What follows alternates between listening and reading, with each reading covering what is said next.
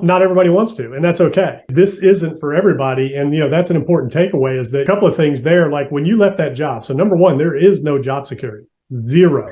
And I think that's the one thing that's changed a lot since, my parents' generation.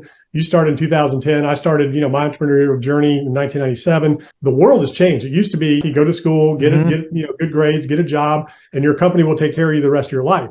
It doesn't work that way anymore. Companies go out of business. They lay people off.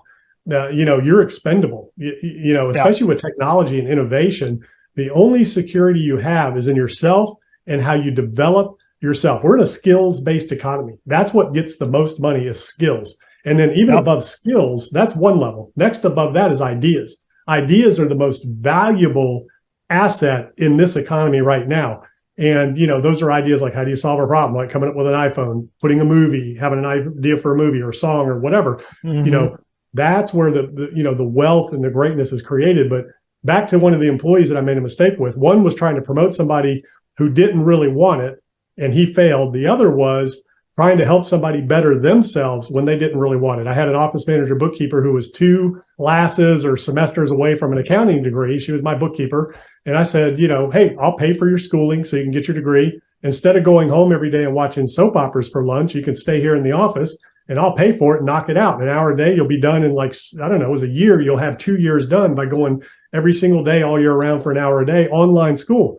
She didn't do it, didn't care, wasn't that important to her. She would rather go home and watch soap operas at lunch and have lunch for an hour instead of educating herself and pouring into herself, just like people would rather go home at the end of the day and sit on the couch and just watch TV the rest of the night, have a couple of beers or whatever, or a couple of glasses of wine, go to bed and do it all over. When you take that 6 hours or 8 hours potentially that you're, not working at your full-time job, that you're working 8 hours, there's 24 hours in a day. If you sleep 8, that leaves you another 16 hours to play with. So if you're working 8, you've got 8 more hours to develop yourself, start a side business, go look at real estate, do something. Your vision board, your vision lifestyle, that's a vision board. Your magazines, whatever you look at, the houses, the vacations, all the things you're talking about, that's a vision board, which is great. But where's your vision plan? What are you going to do about that? So you can have a vision, but if you don't have a plan on how you're going to execute that vision, then you got nothing. You just got dreams.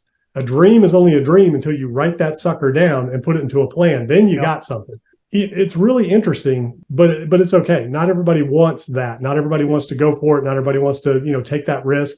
Not everybody is cut out to be an entrepreneur. And that's where that whole born or bred, trained or taught conversation comes in. I think some of us are innately born with that desire to create and to take risk and to do things, and others aren't. And that's okay, because you need both for the world to go round.